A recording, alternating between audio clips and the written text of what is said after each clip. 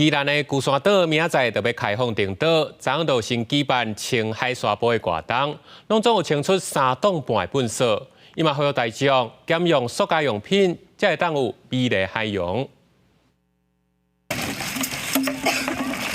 民众夹夹啊，甲保特办等等的粪扫拢夹入去地下内底，这粪扫拢是龟山岛从去年12月到今年2月封岛，累积到内底古堡海保顶悬的。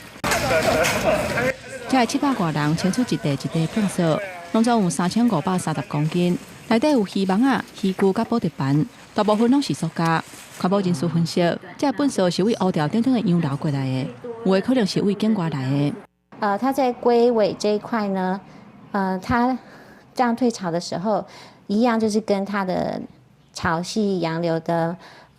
流动有关系，所以会卡在龟尾这一块。那昨天清理的垃圾形态，大部分就是最多的品项还是保特瓶居多。环保人士表示，每一个塑胶制品只要伫海内底有去挂着，产生塑胶微粒，对海洋拢是伤害。净滩是上尾端咧做的代志，呼吁民众爱为消费这边的源头来减少使用塑胶。今年呢，我们3月1号正式开岛欢迎所有的游客，扶老携幼来这边登岛，来旅游。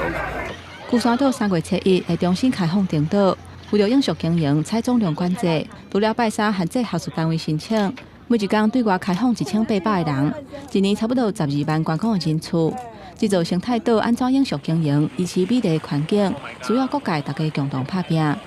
记者综合报道。